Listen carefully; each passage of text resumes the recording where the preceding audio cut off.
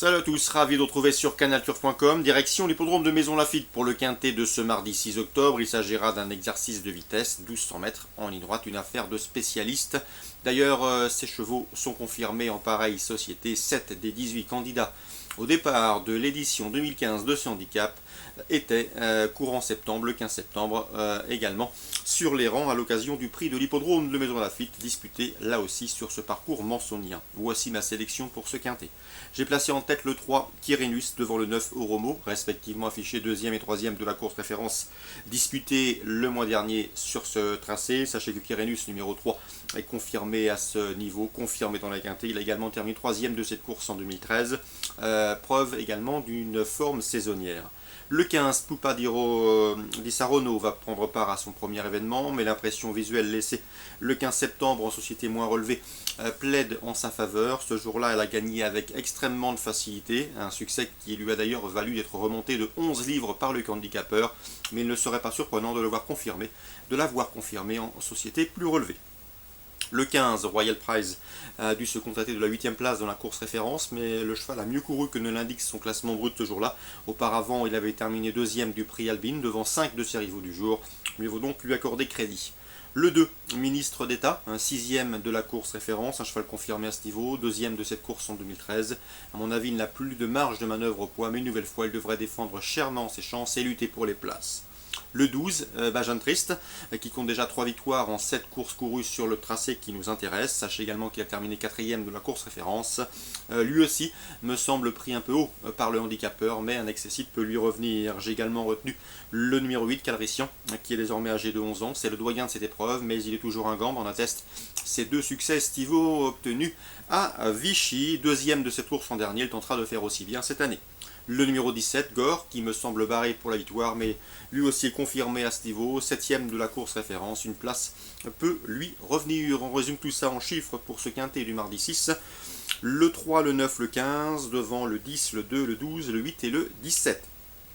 Toujours en Maison Lafitte en réunion 1.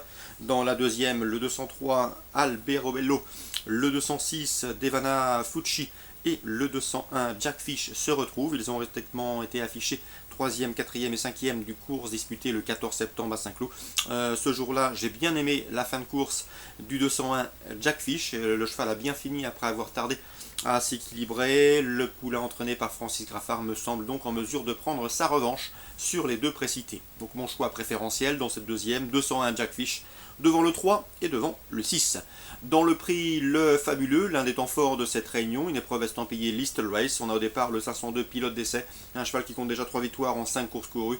À mon avis, il peut parfaitement soigner ses stats dans cette course. On lui opposera bien sûr le 504 Tunji, elle est confirmée déjà à ce niveau. Elle a remporté notamment le prix Sorellina, c'était en premier semestre sur l'hippodrome de la Teste. Donc a priori mes 2 préférés, 502 et 504. Petit mot également sur la 6e.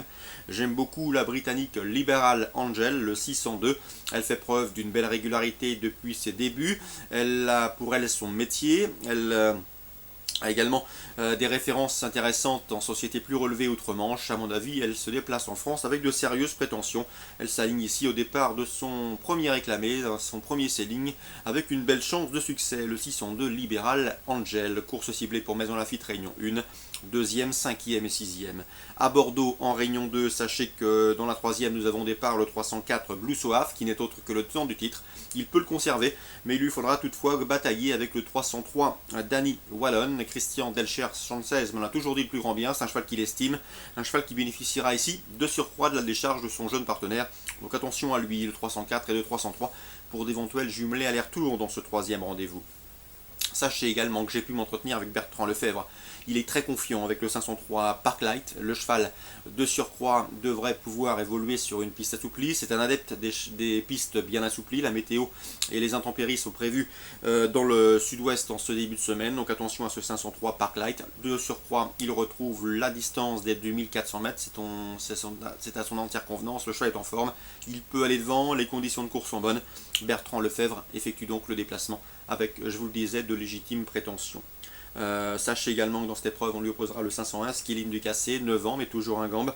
Un cheval qui a déjà gagné sur le tracé qui nous intéresse. Attention également au 508 ans du Casse, Claude Lelay qui entraîne dans la Sarthe et confiance. Son cheval a effectué une bonne course de rentrée sur les programmes de cran. dans un lot correct. Et ici, une confirmation est attendue. En tout cas, on se déplace avec des prétentions. Donc, mon choix préférentiel dans cette cinquième, le 503 Parklight, que j'aime beaucoup. Je lui poserai le 1 et le 8 dans l'ordre du programme. Concernant la Réunion 3 sur l'hippodrome de Paris-Vincennes, j'aime beaucoup et je vous conseille de racheter le 213 Traders, un cheval estimé, très estimé par Philippe Allaire. Il a fait sensation déjà sur notre sol.